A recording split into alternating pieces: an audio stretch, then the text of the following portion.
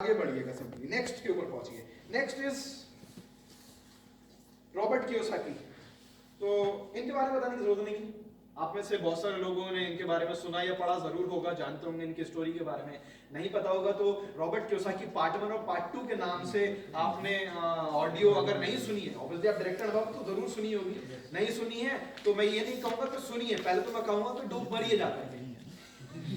Director ना हुआ है और एक बेसिक लेवल की चीज अगर नहीं सुनी तो फिर तो बड़ी शर्म वाली बात है ना, बट अगर सुनिए तो आपको पता होगा। क्लियर, आगे हम बात करेंगे।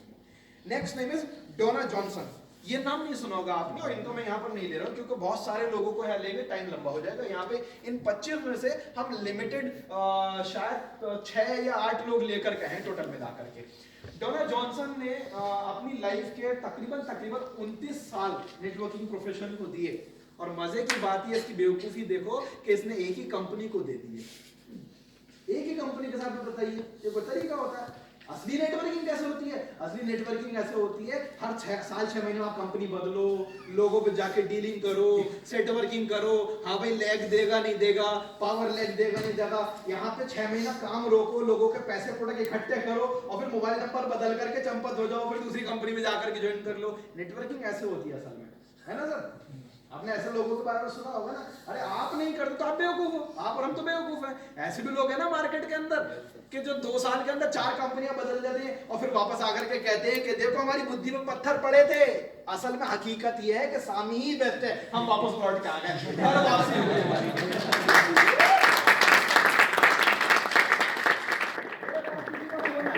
नहीं बताऊं किसका आया, किसके बारे में कहा, लेकिन मेरे पास किसी का फोन आया और किसी के बारे में मुझे मोटिवेट किया गया। सर देखो वो आ गए। मैंने कहा याद रखना यहाँ से कि सगे और सौतेले सिर्फ रिश्तों में नहीं होते हैं, नेटवर्किंग में भी होते हैं, कंपनी में भी होते हैं। हम सगे थे, हमेशा है, हमेशा रहेंगे। अब देख लो कि कौन सौतेला, मैं नहीं कह रहा, आप समझ जाओ।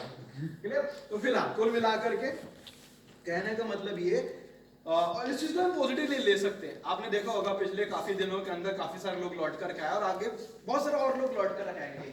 ये भी सामी के अंदर, सामी में नहीं बल्कि नेटवर्किंग के इतिहास में पहली बार हो रहा है कि कोई इंसान जाता है ये सोच करके ये काम बेकार है, कुछ बढ़िया देखूंगा, और वो बढ़िया की फिर आग में सब जगह ढूंढ ढांड के आ जाता है, बोले कुछ बढ़िया नहीं है, यही बढ़िया है। तो ये एक पॉजिटिव चीज आपके सामने है कि सामी के अंदर कुछ तो ऐसी बात है, अदर कंपनी में क्यों नहीं हो जाता? ABC, XYZ, 1 2 3 बहुत सारी कंपनीज है, उन कंपनी में लोग जाकर के वापस वहां पे क्यों नहीं लौट करके आ जाते? वहां पर लौटना पसंद नहीं करते, यहाँ पर क्यों लोग आ जाते हैं? इसका एक ही मतलब है, उन्हें प्रोफाइल प्रोडक्ट प्लान के अंदर कोई प्रॉब्लम वाली बात नहीं। अगर होती तो वापस नहीं आते, कुछ और बेटर देखते, better profile, better product, better plan, है ना? यहाँ लौट करके आए तो उन्हें ये पता कि करियर तो ठीक है, लेकिन जो कुछ आप कह सकते हैं कि कभी कभी गिले शिकवे शिकायत हो जाती है, अपलाइन से मान लेते हैं कि थोड़ा सा रिलेशंस खराब हो गए, डाउनलाइन से खराब हो गए, या सीनियर से या क्रॉसलाइन से या मैनेजमेंट से, किसी भी वजह से फिलहाल, तो वो एक तरीके से जैसे कि वो देखा आपने कि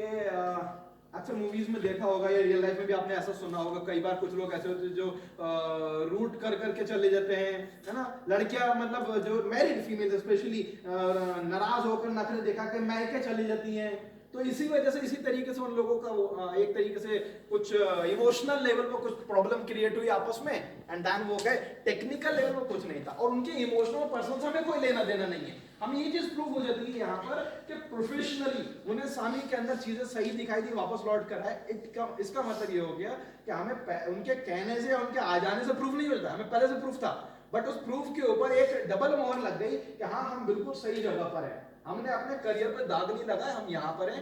गलती कभी कभार हो सकती है, लेकिन इंसान अगर फितरत बना ले इस चीज को, जैसे कि पिछले कुछ वक्त में देखा गया कि बहुत सारे लोग ऐसे हैं, या आपने भी शायद ऐसे लोगों के बारे में देखा या सुना होगा, मार्केट के अंदर हर 6 महीने में कंपनी बदल देते हैं, हर साल 2 साल में कंपनी बदल देते हैं। उन्हें तमीज भी नहीं कि कहाँ जाना चाहिए, कहाँ नहीं जाना चाहिए, प्रोफाइल प्रोडक्ट प्लान क्या होता है, बहुत सारी चीजें। फिलहाल इस फीमेल ने, इस लेडी ने 29 साल एक ही कंपनी को दी।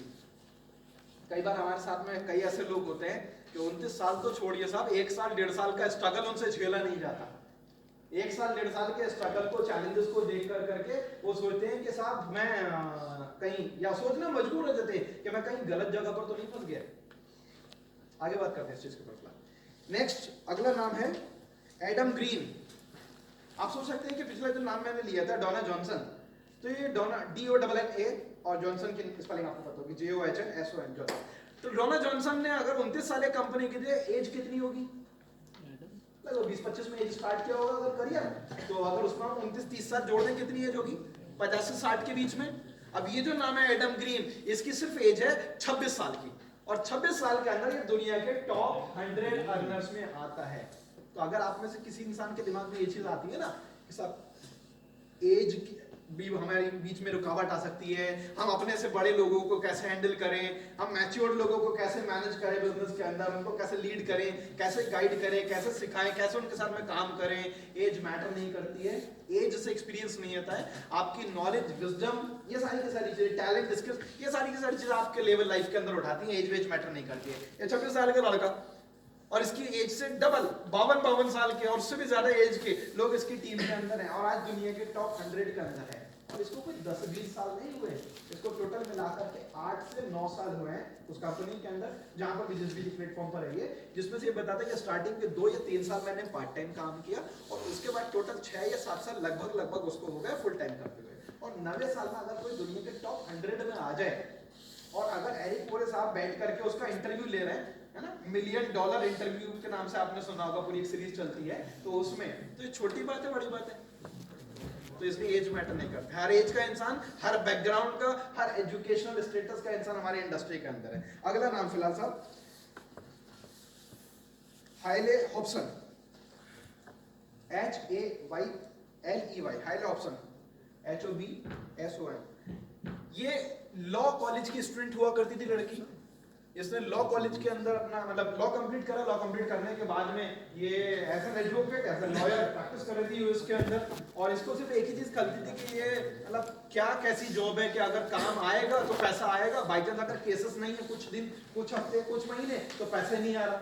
तो इसके दिमाग में ये चीज चली कि कुछ ऐसा काम होना चाहिए कि काम करने में पैसा है, काम ना भी करे तो भी पैसा है। बट ये नहीं पता था एक्चुअल में कि उसको पैसिव इनकम या रेसिडुअल इनकम कहते हैं। तो उस वक्त इनको किसी ने प्रेजेंटेशन दिखाई, समझाया इंडस्ट्री के बारे में, इन्होंने ज्वाइन करा और आज की तारीख में अपने ये बहुत सारे अपलाइंस को, उनकी इनकम को एक्सीड कर करके आगे निकल के दुनिया के टॉप 100 के अंदर आ गया। तो यहाँ पर एक ये भी माइंडसेट टूटता है लोगों का कि हमारे अपलाइन से आगे हम बढ़ नहीं सकते, अपलाइन से बड़ा चेक हमारा हो नहीं सकता, पहले तो अपलाइन ही सब कुछ करेगा, अपलाइन की तो आई नहीं, मेरी क्या आएगी, कार, बाइक या कोई एनीथिंग फिलहाल, ठीक है। तो ऐसा कुछ नहीं है, आपको सीखना अपलाइन से है, सारे अपलाइन से है, लेकिन मतलब दाल भिगो करके नहीं बैठनी है उनके ऊपर। डिपेंडेंसी वाली चीज, डिपेंडेंसी खतरनाक चीज है कि साहब पहले ये करके तो दिखाएं, उसके बाद हम करेंगे, पहले आप करो, क्या दिक्कत वाली बात है। सचिन तेंदुलकर के टीचर का नाम पता आपको, गुरु का पता किसी को? कोच आचरेकर, है ना, उन्हें मिला था भारत रत्न। अब सचिन भी सोच लेता गुरु जी को तो मिला नहीं, हमें कैसे मिलेगा, अपलाइन तो गया नहीं फॉरेन, मैं कैसे जाऊंगा, अपलाइन ने तो मारा नहीं स्पॉन्सर, मैं कैसे कर लूं, अपलाइन तो बाइक पे चल रहा है, मैं कैसे कार लूंगा। ऐसा कुछ नहीं है, सब कुछ माइंडसेट का खेल है, ठीक है। नेक्स्ट, तो यहाँ से ये वाला माइंडसेट तोड़ देना, अपलाइन से सीखो, अपलाइन को रिस्पेक्ट करो, लेकिन अपलाइन के ऊपर लकीर के फकीर बन करके मत बैठो। अपलाइन करेगा मीटिंग तो होगी, अपलाइन रखेगा सेमिनार तो होगा, अपलाइन करेगा ग्रोथ तो मैं करूंगा, ऐसा कुछ नहीं है, ठीक है। बट साथ में एक चीज का ध्यान रखना कि ईगो नहीं आना चाहिए कभी भी कि अपलाइन से बड़ा चेक मेरा हो गया, है ना, अपलाइन से बड़ी गाड़ी में लेके आ गया, अपलाइन से पहले गाड़ी में लेके आ गया, अपलाइन से पहले मैं फॉरेन जा रहा हूं, ठीक है। तो ये चीज नहीं आनी चाहिए दिमाग के अंदर बिल्कुल भी, ठीक है। नेक्स्ट, अगला नाम लिखिए, लेस ब्राउन। 18th होगा नहीं जी, लेस ब्राउन, मिस्टर मोटिवेटर कहते हैं इनको, शायद आपने सुना होगा, है ना, थोड़ा सा डार्क कॉम्प्लेक्शन, मोटे से, हेवी, हेल्दी, खतरनाक मोटिवेशन बनने का। और ये डेक्स्टर यागर की डाउनलाइन से ऐसे ऐसे लोग पैदा हुए। मैं पढ़ रहा था, लगभग 1000 से ज्यादा डायमंड्स हैं डेक्स्टर यागर साहब की डाउनलाइन के अंदर, 1000 से ज्यादा डायमंड्स, और लगभग 10 से ज्यादा देशों के अंदर नेटवर्क है टोटल मिलाकर के, टोटल मिला के 10 से ज्यादा देशों में नेटवर्क, सोचिएगा, सॉरी 40 से ज्यादा देशों के अंदर नेटवर्क, 10 लाख से ज्यादा लोगों का नेटवर्क, ठीक। नेक्स्ट, अच्छा ये मानते से एक बात पूछे आप लोगों से, बात कभी माइंड में आपकी ये चीज आती है कि आज इंडिया में कर रहे हैं, पहले तो इंडिया बहुत बड़ा है, 23% 24% आबादी पूरी दुनिया की, लेकिन कभी 5 साल या 10 साल या 15 साल के बाद में मेरी डाउनलाइन में मलेशिया में कन्वेंशन होगी और मैं फ्लाइट से जाऊंगा उसको रिसीव करने के लिए, उसको अटेंड करने के लिए। कभी माइंड में आया?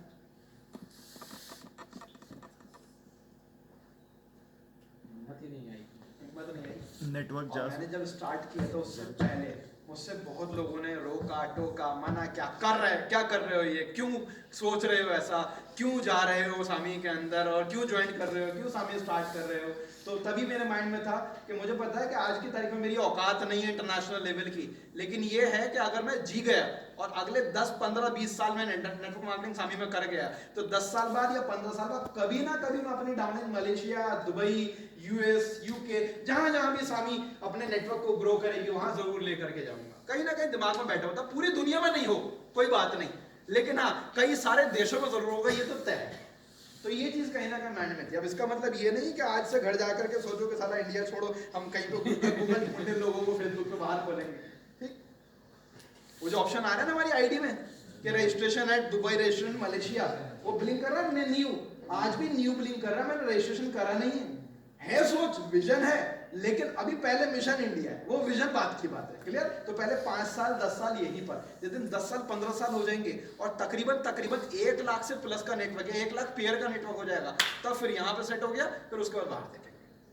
देखो इतना तो सेट हो गया कम से कम कि कई सारे शहरों के अंदर सेमिनार्स हो रहे हैं, ट्रेनिंग्स हो रही हैं, कन्वेंशंस हो रही हैं, आरटीपीज हो रही हैं। क्लियर है ना? इस आरटीपी के अंदर मेरा कोई रोल नहीं, मैं आराम से सर के साथ बैठ के आया, गाड़ी भी मैंने नहीं चलाई, गाड़ी भी सर ने चलाई, मैं आराम से बैठ के आया, रूम में ठहरा, खाया, आज ट्रेनिंग दूंगा, सारी की सारी सरदर्दी सर की, और सर की जो पूरी मैनेजमेंट में 10-15 लोग लगा रखे हैं। क्लियर? बट पहले कभी आपको वो भी दिन याद होगा कि सर देखो कार से आए, आपको ये भी ध्यान होगा कि पहले आप लोगों के साथ में सर ट्रेन से आते होंगे या बस से आते होंगे, आप लोग भी। क्लियर? आप में से कई लोग जिन लोगों ने आज बाइक ले ली होगी, कभी तो आप जब सामीम में आए होगे तो पैदल आते होगे इस आरटीपी में, पहले कभी, अभी आप बाइक तक पहुंच चुके हो। आप काम कीजिए, मेहनत कीजिए, अगली आरटीपी के अंदर जब आप आएंगे तो आप अपनी खुद की कार लेकर के आएंगे, ये सोच करके लेकर के जाएंगे। नेक्स्ट अगला नाम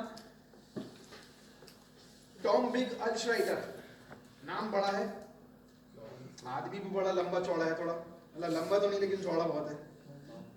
टॉम बिग अल श्राइटर, TOM Tom, BIG big, AL श्राइटर, SCHREITER। Network marketing में 20 से ज्यादा किताबें लिखी इन्होंने।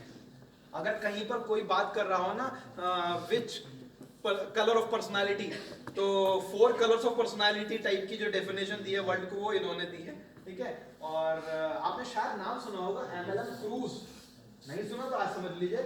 वर्ल्ड वाइड एक ट्रेनिंग होती है एमएलएम क्रूज के नाम से, और हफ्ते में 1 हफ्ते की ट्रेनिंग होती है दुनिया पूरे वर्ल्ड के, वहां पर मतलब फ्रीली कोई भी जा करके अपना वेबसाइट पर जाए, टिकट बुक करे, आने जाने का खुद जो भी है वो करे, वहां के टिकट का चार्ज वार्ज पे करे और वहां जा करके रहे, उस टिकट के अंदर वहां रहना, खाना पीना, इंक्लूडिंग ट्रेनिंग वगैरह, दुनिया भर के लोग वहां आते हैं। और तकरीबन 200 या 250 की कटअप होती है कि इससे ज्यादा लोग वो नहीं लेते। और उनका ड्रेस कोड होता है, ड्रेस कोड मीन्स आप कुछ भी पहनो, लेकिन यहाँ एक रिबन बन दिया जाता है जो वहां पे 1 हफ्ते के लिए रहते हैं क्रूज पर। तो वहां ये कोड ऑफ कंडक्ट होता है कि सिंपली आप वहां जिन लोगों का रिबन बंधा हुआ है, यानी कि वो उस ट्रेनिंग के अंदर आए हैं, आप उनसे उनकी कंपनी के बारे में नहीं पूछ सकते, अपनी कंपनी के बारे में नहीं बता सकते। हाँ ये पूछ सकते हो कि सर आपने 10 देशों के अंदर 5 लाख लोगों का नेटवर्क कैसे पहुंचाया, आप बिलियनियर कैसे बने, आप मल्टी बिलियनियर कैसे बने, आप ये पूछ सकते हो। एक्सपीरियंस शेयर कर सकते हो, सक्सेस अचीवमेंट शेयर कर सकते हो, टैलेंट, नॉलेज, एक्सपीरियंस, ये स्किल्स वगैरह ये एक दूसरे से एक्सचेंज कर सकते हैं आप, लेकिन आप कंपनी की बात नहीं करेंगे उन 200-250 लोगों पे। लेकिन एक क्रूज के ऊपर तो 2-3-4 हजार लोग होते हैं, उन 200-250 के अलावा बाकी आपका शिकार है, जिस पर चाहो टूट पड़ो। ठीक है? आपने सत्य पर मूवी देखी है? अमिताभ बच्चन की एक मूवी आई थी जिसमें उसके जितने भी भाई थे कतई मतलब कतई जानवर टाइप, है ना, बिल्कुल वहशी, बिल्कुल तमीज नहीं, है ना? देखिए आपने मूवी, देखिए आपको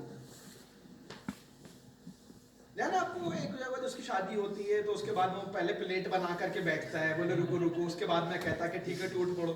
समझने क्या है कि पहले आप अपना पहले संभल के सेव कर लो 200-250, इन पर अटैक नहीं करना है, बाकी जो है मतलब क्योंकि आप ज़ोंबी हो तो ज़ोंबी को नहीं काटता, बाकी जो जीव जंतु मिला उसको खा जाओ आप। ठीक है? तो इस तरीके से